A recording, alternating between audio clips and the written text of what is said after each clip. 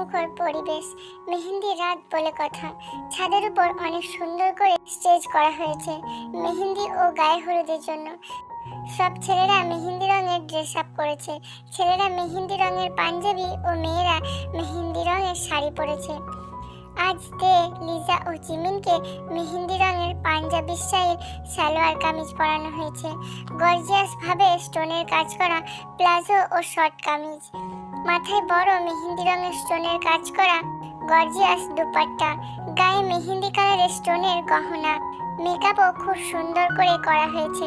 ওদেরকে এত সুন্দর লাগছে যা বলার অপেক্ষা রাখে না, বিশেষ করে তেকে। জংকুক তো ওকে দেখেই জাস্ট ফিদা। এদিকে জংকুক, সুগা ও জংসুক ওরাও কিছুটা গর্জিয়াস কাজ করা মেহেন্দি রঙের পাঞ্জাবি পরিধান করেছে। ওদেরকে দেখে পুরাই ড্যাসিং বয় লাগছে, যেন যে কোনো মেয়ে ওদের দেখে ক্রাশ খেতে বাধ্য। বিশেষ করে জংকুককে দেখে তো যে কোনো মেয়েই হোক না কেন একবার হলেও বলবেই, ইস ছেলেটা এত কিউট কেন, যেন পুরাই একটা চকলেট বয়। জংকুকের অ্যাটিটিউড, তার কথাবার্তা বলার স্টাইল, তার হাসি, তার গেট আপ সবকিছুই বেস্ট। স্টেজের একপাশে তে, জিমিন ও লিজাকে বসিয়ে সব কাজিনরা মিলে মেহেন্দি পরিয়ে দিচ্ছে। সমান তালে জোরে জোরে গান বাজছে। তে মাঝখানে, তার দুপাশে ন্যান্সি ও ইয়ঞ্জের মেহেন্দি পড়াচ্ছে। স্টেজের ওপর পাশে জংকুকদের ঘিরে বসে আছে তার ফ্রেন্ড সার্কেল ও কাজিনরা সব।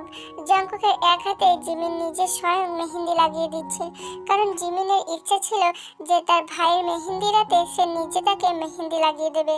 জিমিন তো জানতো না যে একই দিনে তার নিজেরও মেহেন্দি রাত হবে, তবুও সে তার ভাইয়ের হাতে মেহেন্দি লাগাবার আগে জংকুকের এক হাতে লাগিয়ে দিয়ে গেছে, আর এক হাত জংকুক ইচ্ছা করে খালি রেখেছে।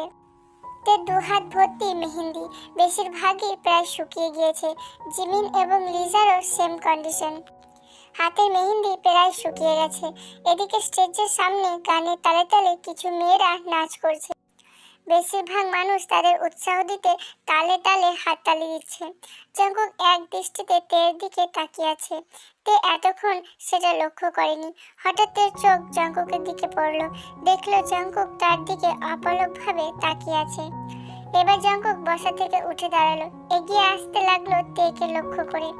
একদম তের সামনে এসে দাঁড়ালো জংকুক।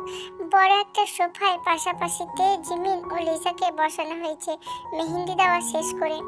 তে অবাক নয়নে জংকুকের দিকে তাকিয়ে আছে। জংকুক চারিদিকে এক পলক তাকিয়ে ইয়ঞ্জুনকে বলল, এই একটা টুল এনে দে তো। ইয়ঞ্জুন একটা টুল এগিয়ে দিল তাকে। জংকুক টুলটা নিয়ে একদম তের মুখোমুখি হয়ে বসলো। শুধু তে একা নয়, জিমিন, লিজা থেকে শুরু করে আশেপাশে যারা আছে সবাই অবাক হয়ে প্রশ্নবোধক দৃষ্টিতে জংকুকের দিকে তাকিয়ে রইল। জংকুক ওসব কেয়ার না করে তেকে বলে উঠল, আমার একটা অদ্ভুত ইচ্ছা আছে, পূরণ করবি সেই অদ্ভুত ইচ্ছাটা? কি ইচ্ছা তোমার? জংকুক এবার পাশের টেবিলের উপর রাখা বড় থালা থেকে একটা মেহেন্দি হাতে নিল।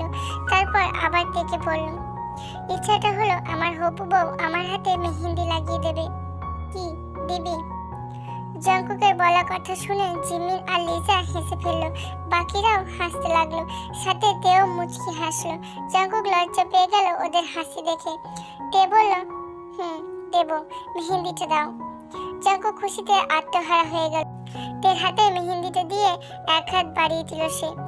তে তার হাতে মেহেন্দি দিতে লাগলো, আর ফটোগ্রাফাররা এত সুন্দর মুহূর্তগুলোকে বন্দি করে নিতে লাগলো ক্যামেরায়। এদিকে সুগা ও জংসুক জংকুকের পাশে এসে দাঁড়ালো।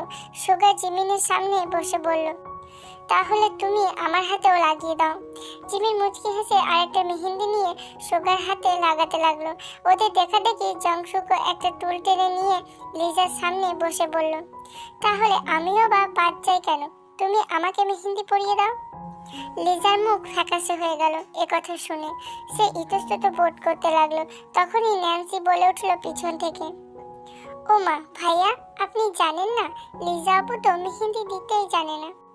একথা শোনা মাত্র জংকুকের হাস্যোজ্জ্বল মুখটা নিমেষেই অন্ধকারাচ্ছন্ন হয়ে গেল। জংকুক আর সুগার সব থেকে ওর নিজেরও ইচ্ছা হয়েছিল যে লিজা ওকে মেহেন্দি পরিয়ে দেবে, কিন্তু ওর ইচ্ছাটা ইচ্ছেই রয়ে গেল। জংসুক তীব্র কণ্ঠে বলল, ও আই এম সরি। লিজার কলেজে যেন মোচড় দিয়ে উঠল। নিজেকে মনে মনে 101টা লাথি দিচ্ছে সে। জংসুক মন খারাপ করে বসা থেকে দাঁড়িয়ে চলে যেতে নিল। লিসা তার হাত শক্ত করে ধরল। লিসা থালা থেকে একটা মেহেন্দি ও একটা ডিজাইন বই হাতে নিয়ে জংসুকের দিকে তাকিয়ে বলল, পারি না তো কি হয়েছে, চেষ্টা করতে দোষ কি? কথাটা শুনে জংসুকের মুখে আবারও খুশিতে ভরে উঠল। জংসুক এবার একদম লো ভয়েসে, যাতে শুধু লিসা শুনতে পারে, এমন ভাবেই বলল, এই জন্য তোমায় এত ভালোবাসি গো বউ। আই লাভ ইউ কলিজা। লিসা লজ্জায় লাল হয়ে গেল। সে আর জংসুকের দিকে না তাকিয়ে ডিজাইনের বই দেখে দেখে জংসুকের হাতে মেহেন্দি দিতে লাগলো। বইয়ের মতো পুরোপুরি না হলেও অনেক সুন্দর করে মেহেন্দি দিচ্ছে সে। ওদের সবার বাবা মায়েরা এসব দৃশ্য মন ভরে দেখতে লাগলেন। তৃপ্তিতে মনটা পরিপূর্ণ হয়ে গেল তাদের। তারা তাদের জন্য দোয়া করলেন, যেন তারা সারা জীবন এভাবেই হাসি খুশি ও সুখে শান্তিতে থাকে। এভাবে আনন্দের মধ্যে দিয়ে কেটে গেল মেহেন্দির রাতটা।